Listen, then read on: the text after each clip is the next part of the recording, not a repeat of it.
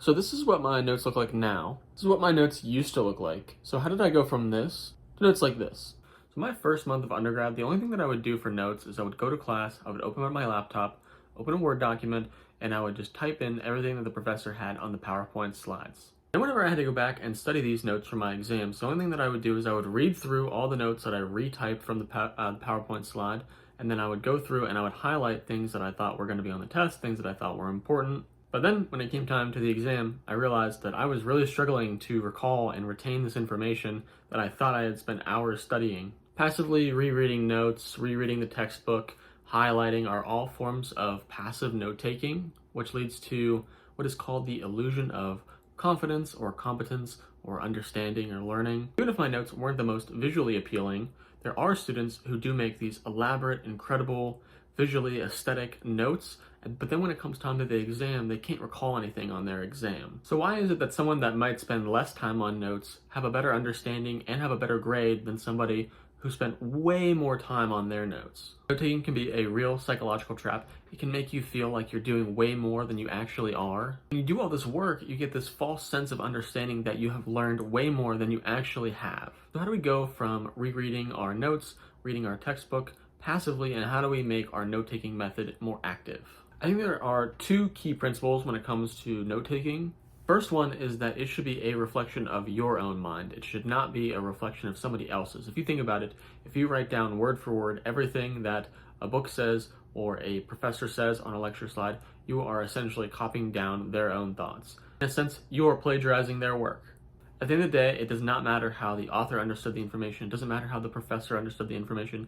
It matters how you understood the information. The second principle is that notes should be taken for future reference when studying. When I make notes, what I think to myself is, okay, I've thought about this information that I've just read, I've digested it, and this is how I think that this would help me later in the future into gaining an understanding of it through various study methods like active recall, and the Feynman technique where you teach it to somebody else. I'd be more than happy to explain my study method as well in another video. Definitely drop a comment if you'd like to see that as well. And what I always do before I even start reading the chapter or even start reading my lecture slides, I think to myself, what am I supposed to be getting out of this? What story am I trying to find? What plot am I trying to uncover?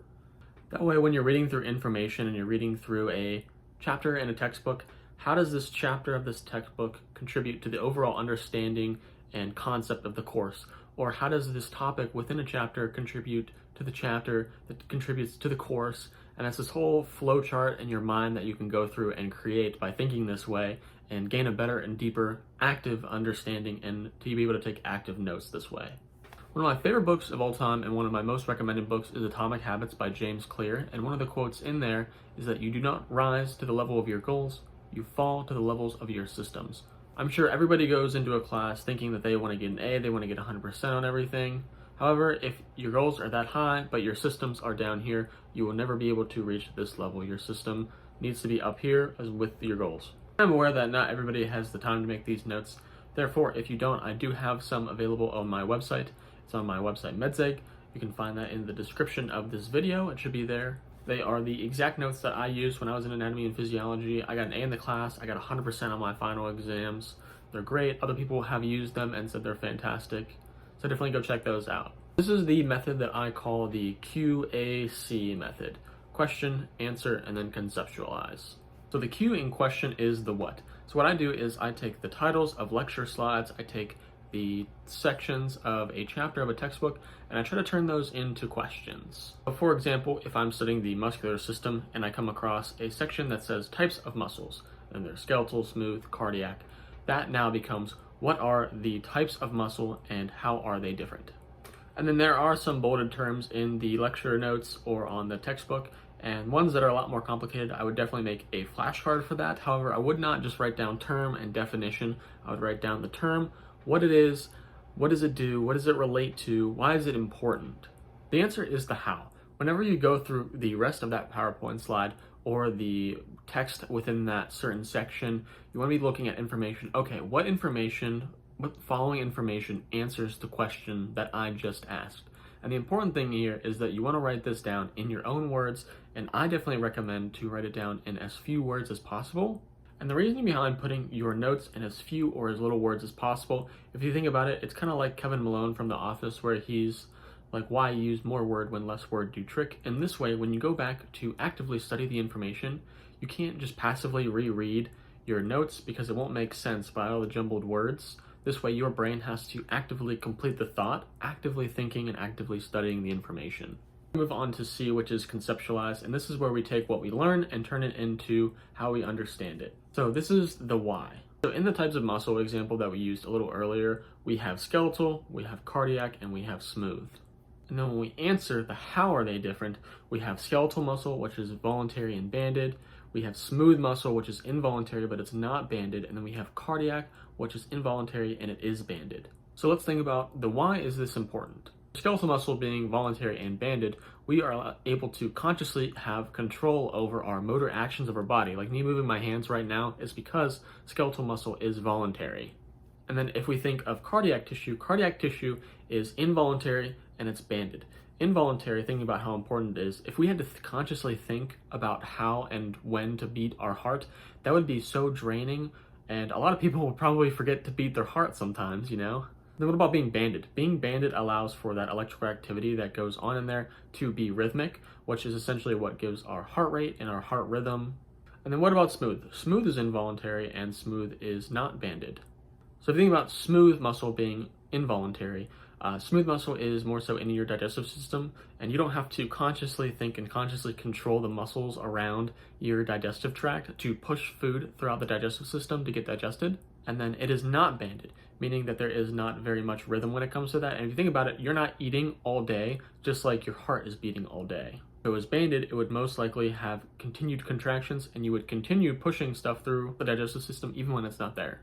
This is why it is important to conceptualize things that you learn. You just connected muscular system information to the cardiac system, cardiovascular, and digestive systems. You have now learned and gained an understanding of how this information works and how it relates to other topics within the course itself. This is why it is just so important to ask, how did what I just learned contribute to my understanding of the class or the course, or the chapter as a whole? The brain really truly does learn best by connecting new information to existing information. So it's always great to zoom out and attach new ideas to old ones to make that connection and bridge that gap of knowledge that you have.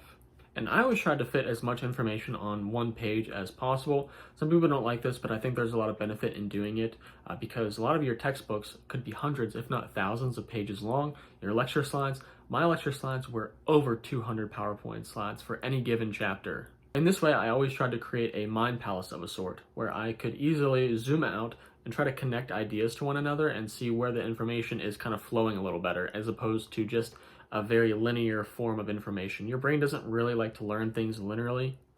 It likes to have something and then it likes to be able to connect all over the place. And if you think about it, your mind palace is sort of just like your house. You can go in your front door and then you can go to your living room. And then you can go from your living room to the kitchen. However, at the same time, you also know how to go through your front door and go straight to the kitchen as opposed to going to the living room first. You don't think about this linearly. You think about this as more of a 3D concept. Otherwise, if you wanted to go to your kitchen every single time, you'd have to go through your living room first.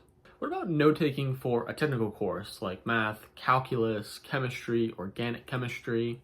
I think the biggest thing here is to look at the problems that your professor does, and while they're going through it, you should annotate it, what happened and why, and then go on to practice on your own. The biggest part about any sort of technical course is making sure that you are able to do it on your own by yourself. If you truly think about it, watching your professor do a problem is kind of like going to a powerlifting competition, watching a world record power lifter break a world record by benching 1,000 pounds, and then just because you watch them do it, you think that, oh, I can go and bench 1,000 pounds too. This means that you have to do it on your own. You can't just watch someone else do it and expect that you're going to know how to do it yourself.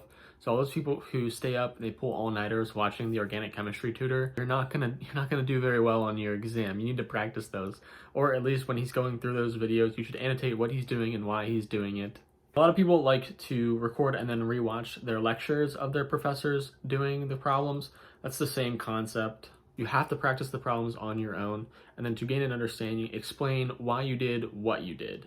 So that's exactly how I take notes to get A's in my classes and make all these elaborate, nice looking notes while they're effective at the same time. Thanks for watching. Hopefully this helped. Let me know if you guys have any more questions about note-taking, if there are any other videos that you want to see. My notes will be linked down in the description of this video or on my website, Medzig. Thank you all so much for watching. Please consider giving me a subscription or a like on this. Thank you guys so much, and have a great day.